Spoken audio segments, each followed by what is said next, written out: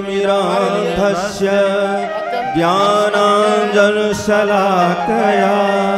चक्षुरुन्मीलितं येन तस्मै श्रीगुरुवे नमः। ब्रह्मकमण्डल से धरती पर उतर सुरसरी आई, नवयुग के शंकर ने जिसके लिए जटा फैलाई, हम उसका अमृत जल लेकर जन जन तक जाएंगे। शाप मुक्त करने की अब तो हमने शपथ उठाई। अब नवयुग की गंगोत्री से, अब नवयुग की गंगोत्री से बही ज्ञान की धारा है। हम युग का निर्माण करेंगे यह संकल्प हमारा है। हम युग का निर्माण करेंगे यह संकल्प हमारा है। अब नवयुग की गंगोत्री से बही ज्ञान की धारा है। हम युग का निर्माण करेंगे यह संकल्प हमारा है। हम युग का निर्माण करेंगे यह संकल्प हमारा है।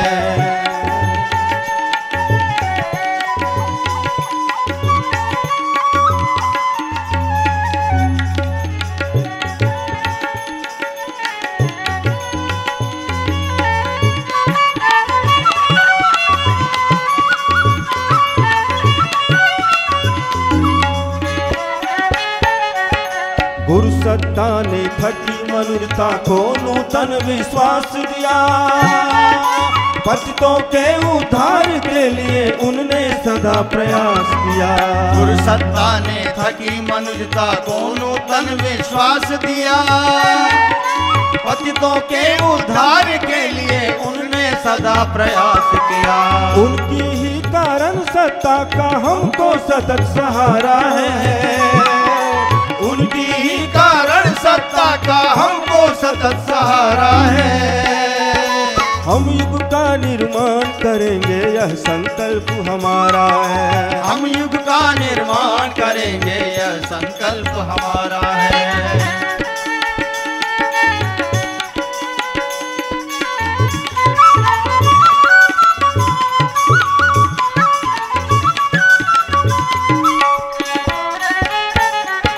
धरती के कोने कोने में गली गली में जाएंगे। कभी हवाओं से मुरझाई कली कली बिकसाएंगे। धरती के कोने कोने में गली गली में जाएंगे। कभी हवाओं से मुरझाई कली कली बिकसाएंगे। गुरु का चिंतन दुखी मनुष्य की शीतल रसधारा है।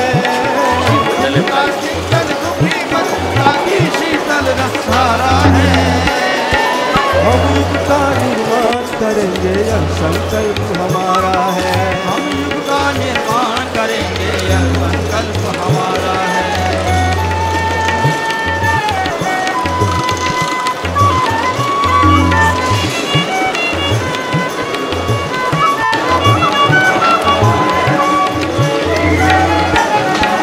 नया ज्ञान का सुनिएगा धीमिर नहीं रह पाएगा। वक्त चलेगा स्वर्ग जहाँ पर आएगा। ज्ञान का सूर्य उगेगा धीमिर नहीं रह पाएगा। मानव में दे वक्त जगेगा स्वर्ग जहाँ पर अंधकार कितना ही हो पर सूरज कभी नहारा है। अंधकार कितना ही हो पर सूरज कभी नहारा है। हम युग का निर्माण करेंगे यह संकल्प हमारा है। हम युग का निर्माण करेंगे यह संकल्प हमारा है। अब नवयुग की गंगोत्री से बही ज्ञान की धारा है। हम युग का निर्माण करेंगे, यह संकल्प हमारा है। हम युग का निर्माण करेंगे, यह संकल्प हमारा है। सतयुग का निर्माण करेंगे, यह संकल्प हमारा है। नवयुग का निर्माण करेंगे, यह संकल्प हमारा है। बोलिए परम पूज्य गुरुदेव की जय। प्रस्तुत गीत के उपरांत अब वो क्षण आ गया है जिसका हम सभी को इंतज़ार है। हमारे लिए ये सौभाग्य का विषय है कि उत्तराखंड राज्य के यशस्वी मुख्यमंत्री मुख्य अतिथि के रूप में हमारे मध्य उपस्थित हैं। भारतीय शिक्षण मंडल की ओर से उनसे विनम्र आग्रह है कि वो हमारे कार्यकर्ताओं को मार्गदर्शन प्रदान करने की कृपा करें। भारतीय शिक्षण मंडल के इस क्षेत्रीय अभ्यास वर्ग में आज इस कार्यक्रम के सम्मानित अध्यक्ष और कुलाधिपति देव संस्कृति विश्वविद्यालय श्रद्धेय डॉक्टर प्रणव पंड्या जी, मंच पर विराजमान आदरणीय डॉक्टर बनवारी लाल नाटिया जी,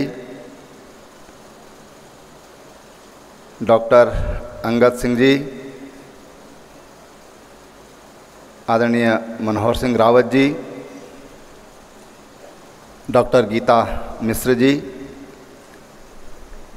डॉक्टर ओपी सिंह जी और इस मंडप में विराजमान सभी बिहार, झारखंड, उत्तर प्रदेश और उत्तराखंड से आए हुए सभी प्रतिनिधिगण और यहाँ पर शांति कुंज से जुड़े हुए सभी सम्मानित बहनों भाइयों, ये सर्वविदित है कि भारतीय शिक्षण मंडल जैसा कि नाम में ही निहित है, शिक्षा के क्षेत्र में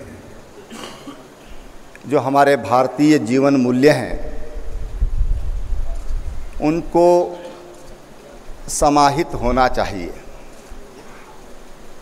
और जिस स्थान पर हम सब लोग यहाँ पर बैठे हैं, कल से चिंतन कर रहे हैं, विचारों का आदान प्रदान कर रहे हैं, शांति कुंज भी पूज्य आचार्य जी ने जो यहाँ पर जो वृक्ष रोपित किया था, हम सब जानते हैं कि भारतीय जीवन मूल्यों के लिए समर्पित और अंतर्राष्ट्रीय स्तर पर जिसको मान्यता है उसके लिए समर्पित एक संस्थान है। आज इस पवित्र जगह पर बैठ कर के हम सब लोग उन्हीं संस्कारों की बात कर रहे हैं और निश्चित रूप से आज ये दुनिया मानने लगी है। और मुझे मेरे पास अभी स्पेन से और पोलैंड से कुछ लोग आए थे, उन्होंने कहा हमारे यहाँ संस्कृत पढ़ाना ये ज़रूरी हो गया है। तो मैंने कहा भाई संस्कृत क्यों पढ़ाई जाती है आपके यहाँ? आप तो अंग्रेज़ी के भाषा के बोलने वाले लोग हैं, अंग्रेजी बोलने वाले लोग हैं और दुनिया के अधिसंख्य देशों में अंग्रेजी बोली जाती है। तो कहते हैं कि संस्कृत के बारे में जब वहाँ पढ़ाया जाता है तो ये बताया जाता है कि संस्कृत से हिंसात्मक प्रवृत्ति ये कम होती है। संस्कृत जैसा नाम है उसमें संस्कार है। अंग्रेजी भाषा में ज्ञान हो सकता है, विज्ञान हो सकता है, लेकिन जो संस्कार है, जो सद्विचार है, वो इस भाषा में जिस तरह से संस्कृत संपन्न भाषा है उसमें देने का सामर्थ्य है, वो अन्य भाषाओं में नहीं है। मुझे बड़ा आश्चर्य हुआ कि हम कहाँ जा रहे हैं और वो कहाँ जा रहे हैं। वो संस्कृत की ओर आ रहे हैं और हम संस्कृत से दूसरी तरफ भाग रहे हैं। परसों मैं पेट्रोलियम यूनिवर्सिटी में था, क्योंकि वो ऊर्जा से जुड़ा हुआ संस्थान है और 2003 में पेट्रोलियम यूनिवर्सिटी बनी थी। उत्तराखंड में पहली यूनिवर्सिटी जो बनी वो देव संस्कृति विश्वविद्यालय बना, पहला विश्वविद्यालय। और उसके बाद पेट्रोलियम यूनिवर्सिटी बनी थी 2003 में। तो मैंने वहाँ के छात्रों से कहा कि एक एनर्जी आजकल जो लेटेस्ट है वो है mist, MIST, molecular impact steam technology.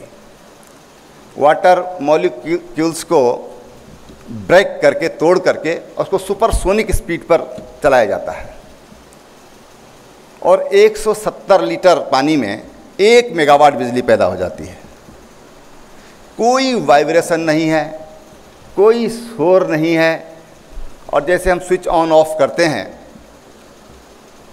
इसी तरह से ऑन करने के बाद 5 मिनट के अंदर बिजली जनरेट होनी शुरू हो जाएगी और ऑफ करते ही बिजली का उत्पादन बंद हो जाएगा। जबकि हम अगर इसी को थर्मल से करना चाहें, इसी को हम हाइड्रो से करना चाहें, और न्यूक्लियर तो बंद होता ही नहीं है, तो उसमें कई दिन लगते हैं, सारा इकोसिस्टम को नुकसान पहुंचाता है। लेकिन ये विशुद्ध रूप से हरित ऊर्जा है। तो उसके जिन्होंने उसको रिसर्च किया, जिन्होंने उसको शोध किया, वो है डॉक्टर चौहान। पर शोध कहाँ किया? अमेरिका में, US में। और उनके जो शोध का जो विषय था, शोध कहाँ से किया? तो ऋग्वेद से लिया। और मैंने सुना था कि स्वामी विवेकानंद जी जब विश्व धर्म सम्मेलन में गए तो वहाँ पर वो 4 घंटे तक लगातार उन्होंने बोलते रहे और लोग मंत्रमुग्ध होकर सुनते रहे। लेकिन जब डॉक्टर चौहान, जब मुझे इस ऊर्जा के बारे में पता चला, मैं झारखंड राज्य का प्रभारी था, तो मैंने उनको वहाँ पर बुलाया। मैं स्वयं नहीं रह पाया उसमें, मैं देहरादून में था, लेकिन मैंने उनका एक लेक्चर वहाँ पर करवाया। मैंने कहा उनको बुलाइए। मुझे भी मालूम नहीं था कि ये उन्होंने ऋग्वेद से और ऋग्वेद की सूक्तों से, ऋचाओं से, वहाँ से ज्ञान का अर्जन किया है। वहाँ से उन्होंने जो शोध की जो विषय वस्तु मिली उनको ऋग्वेद से मिली। ये मेरे संज्ञान में भी नहीं था। लेकिन जब वहाँ पर उनका लेक्चर हुआ तो मुझे वहाँ से जो हमारे अफसर थे उन्होंने खबर करी कि साहब जब उन्होंने बोलना शुरू किया 4 घंटे तक लगातार बोलते रहे और सब पिन ड्रॉप साइलेंस था, सब सुनते रहे। ये ज्ञान भरा हुआ है हमारी संस्कृत में, हमारे वेदों में। और हमने वेदों को, अंग्रेजों ने कहा कि वेद तो गडरियों के गीत हैं। हम स्वाभिमान शून्य होते चले गए, अपनों पर हमने अविश्वास किया, अपनी परंपराओं की हमने अवहेलना की और हमारी स्थिति त्रिशंकु जैसी हो गई। न इधर के रहे न उधर के रहे। और इसलिए भारतीय शिक्षण मंडल जो काम कर रहा है वो यही काम कर रहा है। मैं कह रहा था कि पेट्रोल यूनिवर्सिटी में जब मैं गया, मैंने वहाँ के छात्रों के बीच में ये बात कही और फिर मैंने हल्का सा वो आजकल है ना वो ब्रिटिश का से गाउन पहनने का, तो मैंने कहा भाई ये बच्चे यहाँ के दुनिया के देशों में जा रहे हैं, क्या ये बच्चे, हमारे बच्चे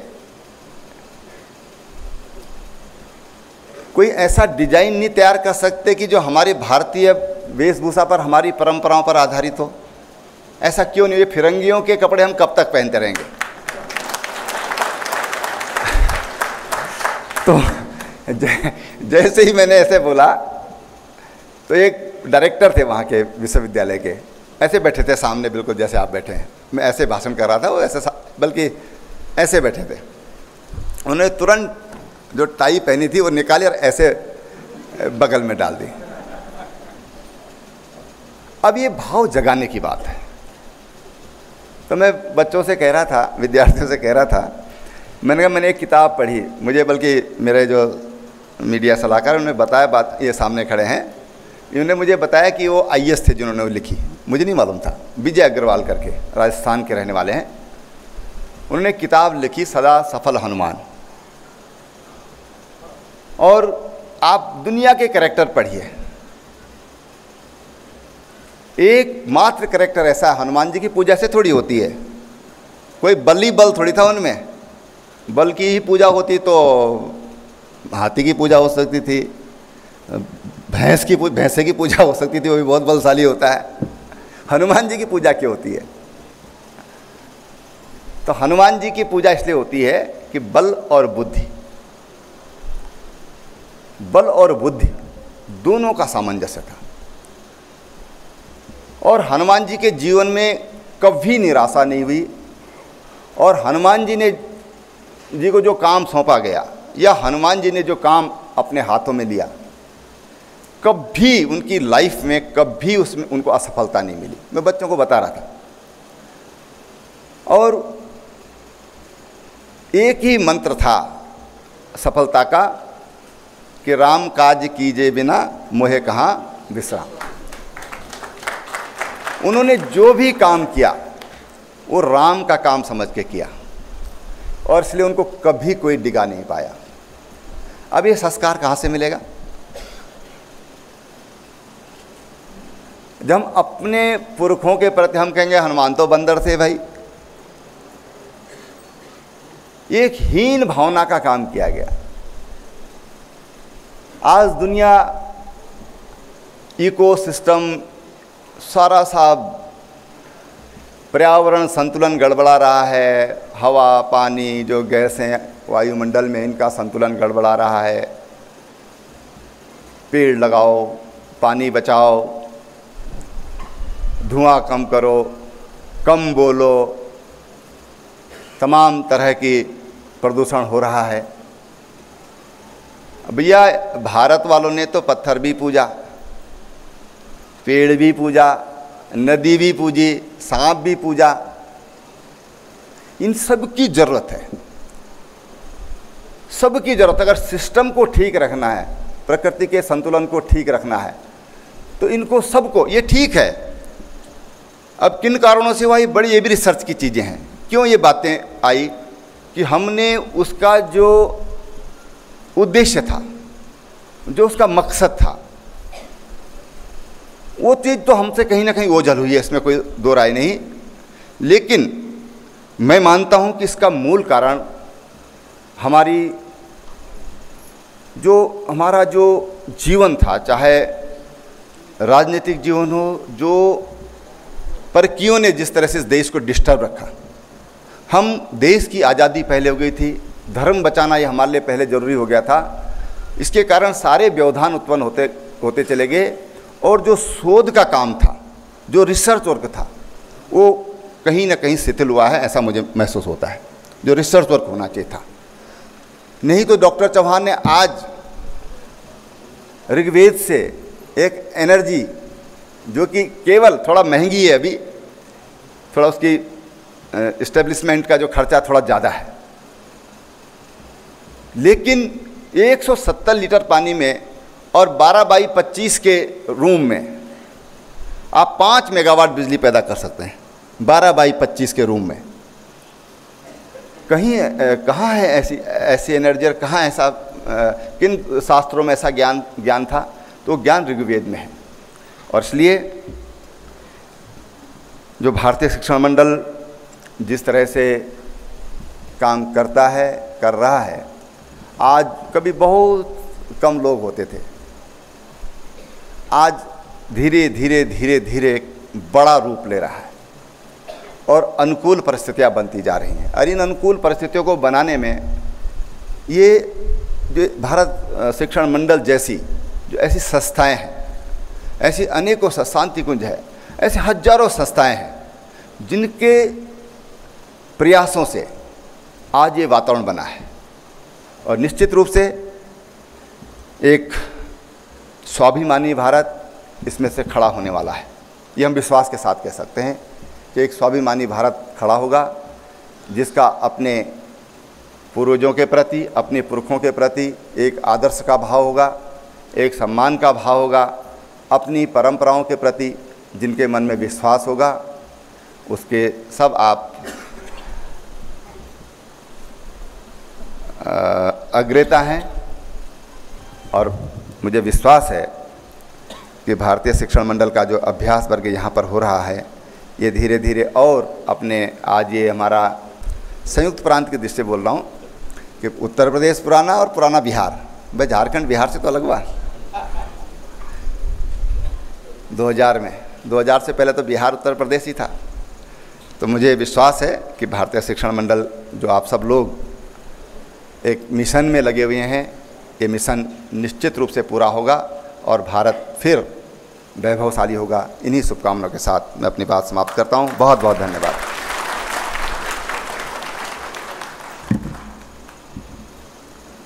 भारतीय शिक्षण मंडल के लिए ये अत्यंत गौरव का विषय है कि हमारे आज के इस मुक्त सत्र की अध्यक्षता करने का दायित्व माननीय प्रणव पांड्या जी, कुलाधिपति देव संस्कृत विश्वविद्यालय शांति कुंज ने स्वीकार किया। डॉक्टर पांड्या अखिल विश्व गायत्री परिवार के प्रमुख हैं, आध्यात्म और विज्ञान के प्रणेता हैं। लगभग 100 से अधिक शोध कार्य प्राचीन भारतीय ज्ञान पर आधारित इनके निर्देशन में चल रहे हैं। विश्व स्तर पर युवाओं के जागरण का कार्य सफलतापूर्वक आपके मार्गदर्शन में संपन्न हो रहा है। गायत्री परिवार की प्रमुख पत्रिका अखंड ज्योति के आप प्रधान संपादक हैं। हमारे लिए गौरव का विषय है कि वो आज कार्यक्रम की अध्यक्षता कर रहे हैं और भारतीय शिक्षण मंडल को उनका मार्गदर्शन प्राप्त होगा। माननीय पांड्या जी। सम्माननीय मुख्यमंत्री जी जो हमारे बीच पधारे, कल हमने प्रतीक्षा की थी, फिर भी हमारा कार्यक्रम हुआ कल, और हमने जो आज आपने अपने वचन कहे, उन वचनों को कल मिस किया था। आप जानते होंगे कि एक वैज्ञानिक भी हैं हमारे मुख्यमंत्री जी, और वैज्ञानिक होने के अलावा एक अच्छे चिंतक हैं, विचारक हैं, एक आदर्श स्वयंसेवक रहे हैं और तब से काम कर रहे हैं पिछले 30 साल से बराबर कंटिन्यूस। हमारे बीच में बैठे हुए श्री बनवारी लाल जी नाटिया, डॉक्टर अंगद सिंह, मनोहर सिंह जी रावत, गीता मिश्र जी और डॉक्टर ओम प्रकाश सिंह, आप सभी विद्वज्जन जो झारखंड, बिहार और उत्तर प्रदेश और उत्तराखंड 4 प्रांतों से यहाँ एकत्र हैं, आप सभी का स्वागत है।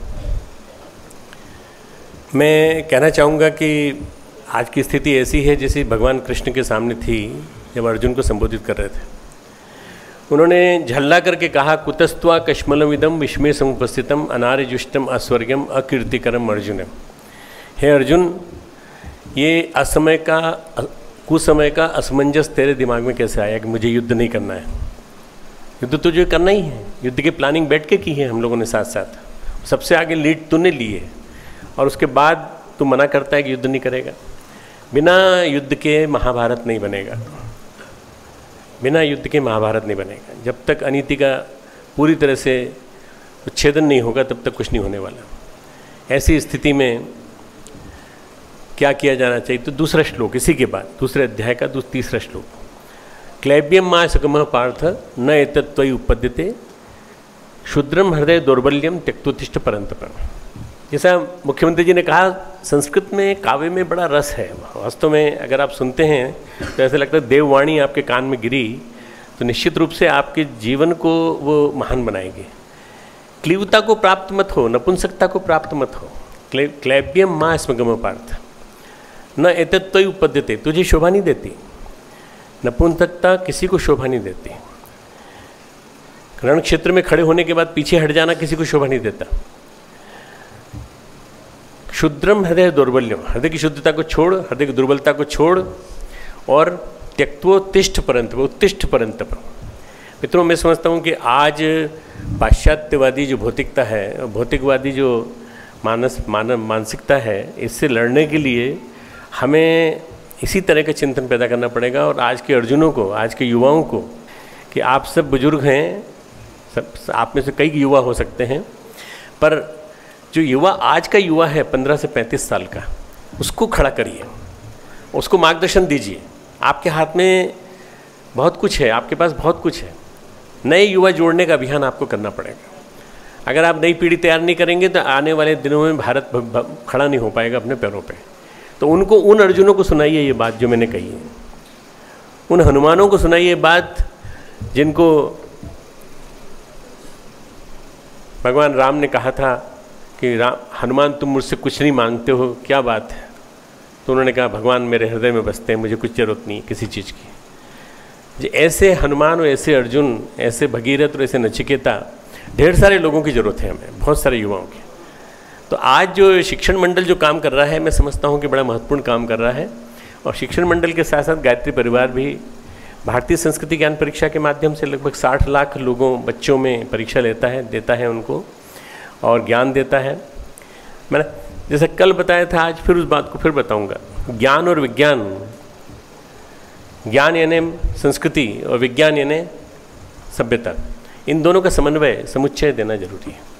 आज हमारे एक आम आदमी के मन में निगाह में क्या होता है कि मुझे अपने बच्चों को पढ़ाना है। किस में पढ़ाना है? कॉन्वेंट में पढ़ाना है।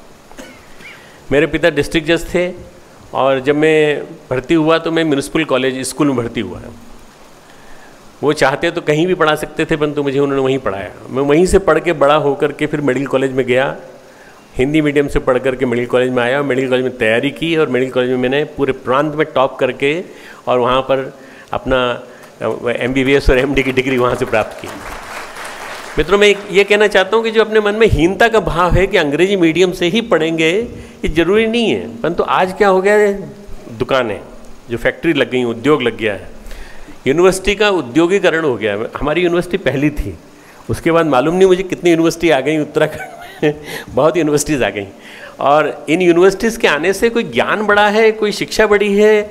मैं समझता हूँ कि दुकानें बढ़ी हैं। और जैसा कि कल कहा था हमारे उद्बोधन में कि पैकेज मेरे सामने भी कोई लड़का आता है, मेरे से बात करता है तो मेरे से कहता है गुरुजी मुझे 4 लाख का पैकेज मिला है, मुझे 6 लाख का पैकेज मिला है। तो मुझे लगता है 4 लाख नोट लेकर के कोई आदमी मेरे सामने खड़ा है, उसका पुलिंदा, नोटों का पुलिंदा मेरे सामने आके खड़ा हो गया। बस ये आदमी 4 लाख बोल करके कहना क्या चाहता है? भौतिकवादी मानसिकता आज बदलनी पड़ेगी और अध्यात्मवादी मानसिकता की ओर हमको ले जाना पड़ेगा। मानवीय मूल्यों के बारे में बताना पड़ेगा, जीवन मूल्यों के बारे में बताना पड़ेगा और ये बताना पड़ेगा कि आदर्श मानव होने के नाते हमारे सबके कर्तव्य क्या हैं। वही कर्तव्य हैं जो भगवान ने कृष्ण ने गीता में कहा है। उन्होंने कहा कि कभी भी अपने जीवन में नेगेटिविटी को मत आने दो। आज जो है अवसाद बड़े तेज़ी से देखने में आ रहा है। अवसाद रोग इतना तेज़ी से बढ़ गया है युवाओं में भी और अन्य लोगों में भी। इससे बचाना बहुत ज़्यादा जरूरी है। तो भगवान कृष्ण गीता में कहते हैं उद्धरेद आत्मना आत्मानम नात्मानम अवसादेत, अपना उद्धार स्वयं करो, नोबडी विल हेल्प यू। उद्धरेद आत्मना आत्मानम नात्मानम अवसादेत, आत्म ही आत्मनो बंधु आत्म ही रिपु आत्मन। मन का मन ही मित्र है, मन का मन ही शत्रु है। आप अपने मन को मित्र बनाइए और मन को मित्र बनाकर उससे परामर्श करना चालू कीजिए। अपने आप को इतना डेवलप करिए, सेल्फ डेवलपमेंट इतना करिए कि आपके अंदर से जवाब आने लगे, क्वेश्चंस के आंसर आने लगे। कहीं नहीं जाना पड़ेगा, आपको अंदर ही मिल जाएगा।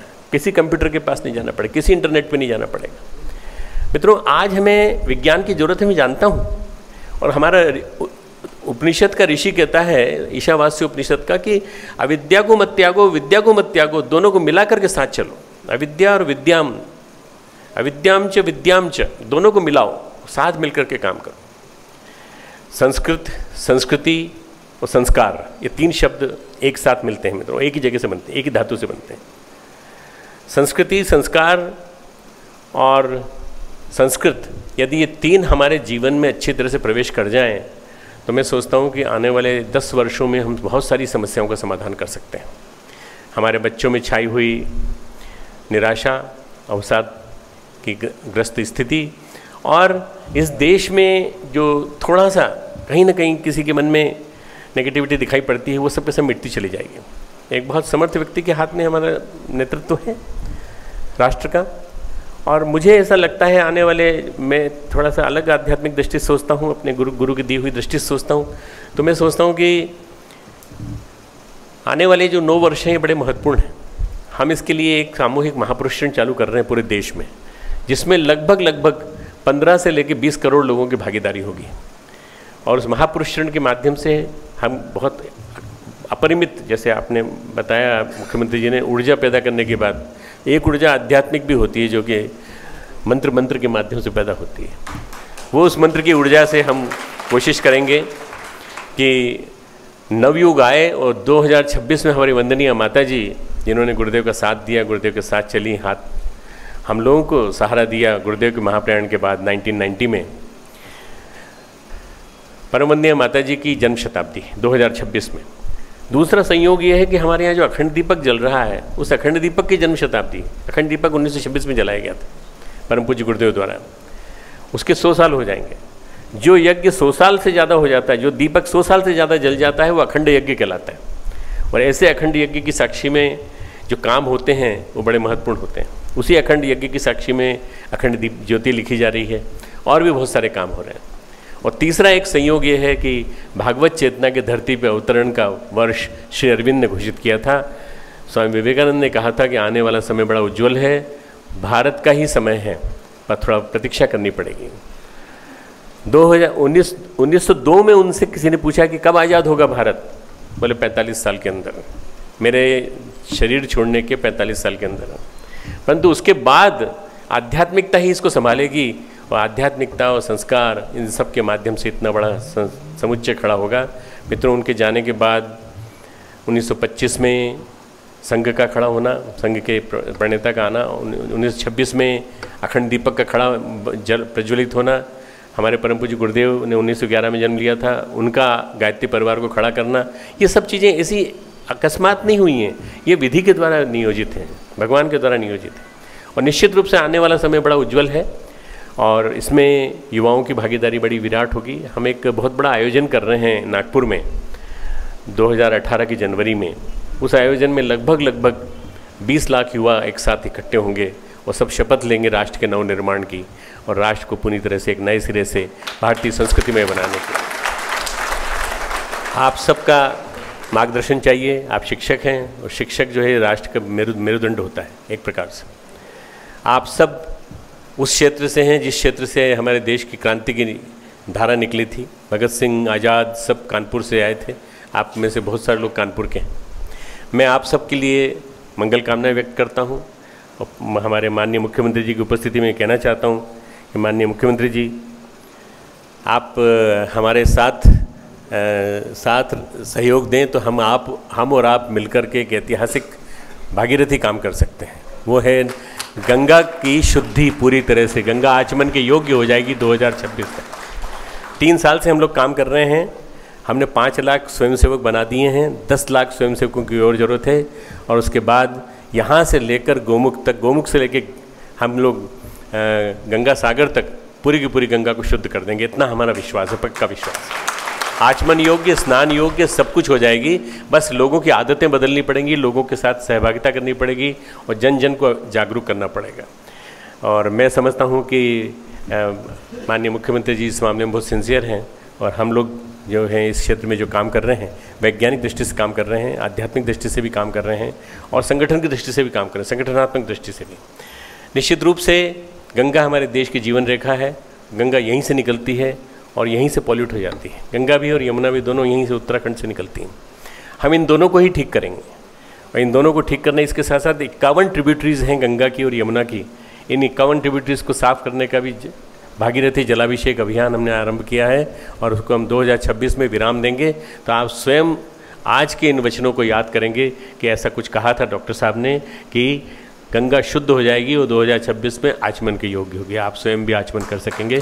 खूब खूब मंगल कामना। भारतीय शिक्षण मंडल माननीय मुख्य अतिथि जी का आभारी है कि उन्होंने अपना अमूल्य समय हम लोगों को कार्यकर्ताओं को दिया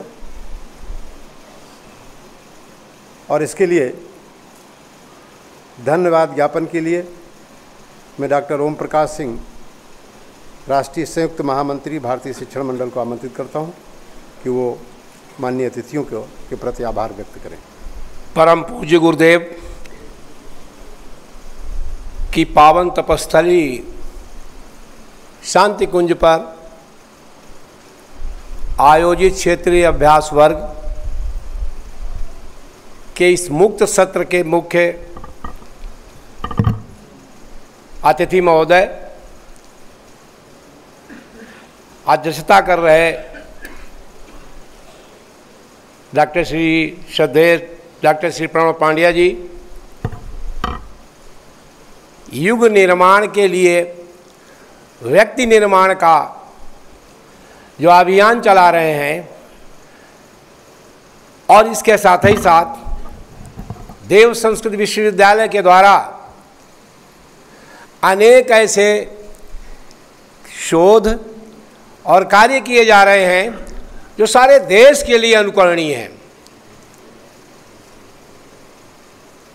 मैं आप सबका ध्यान भारतीय शिक्षण मंडल की कुछ गतिविधियों पर आकर्षण करना चाहूँगा। अभी हमारे दोनों अतिथियों ने जिन बिंदुओं की ओर आपका ध्यान आकर्षण किया है, भारतीय शिक्षण मंडल ने भारतीय ज्ञान परंपरा कोष के संवर्धन के लिए एक शोध प्रकल्प तैयार किया है जिसका नाम है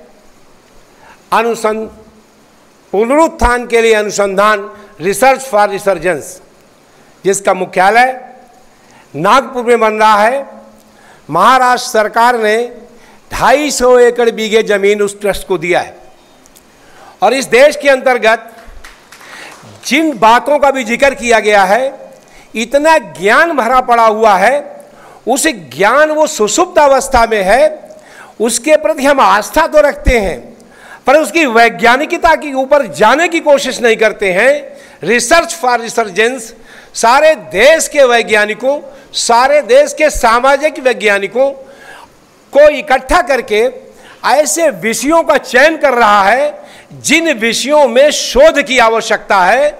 सारे विश्व का एक ऐसा ज्ञान कोश बनेगा कि फील्ड किसी जिसमें रिसर्च होनी है तो कहाँ रिसर्च करें, उसके लिए शोध का विषय वहाँ पे तैयार रहेगा, संदर्भ ग्रंथ तैयार रहेंगे, उसके विद्वान बताएंगे और संसाधन के लिए कारपोरेट जगत को आमंत्रित किया है कि आप अपनी जरूरत हमें बताइए, हम आपकी जरूरत के अनुसार युवाओं के शोध के लिए आपको उपलब्ध कराएंगे और उसके बाद उस शोध की उपलब्धि को अपने इंडस्ट्री के द्वारा आप समाज तक ले जाने का काम करें और इस तरह का शोध जो होगा, वो अनुसंधान जो होगा, वो देश के पुनरुत्थान के लिए हुआ, देश का पुनरुत्थान होगा। जिस भावी भविष्य की हम कल्पना करके ये तमाम प्रकल्प हमारे देश के गायत्री परिवार जैसा संस्थान जो चल रहा है, इतना सारे विश्व के अंतर्गत युग परिवर्तन लाने के लिए जो काम हो रहा है और भारत की जो उपलब्धियां हैं, उन उपलब्धियों को कैसे वैज्ञानिक ढंग से हमारी युवा पीढ़ी रख सके, उसके लिए काम कर रहा है। तो भारतीय शिक्षण मंडल बहुत योजनाबद्ध तरीके से इस क्षेत्र में व्यापक स्तर पर काम करने जा रहा है। दूसरी बात वो है अभी युवा वर्ग की बात।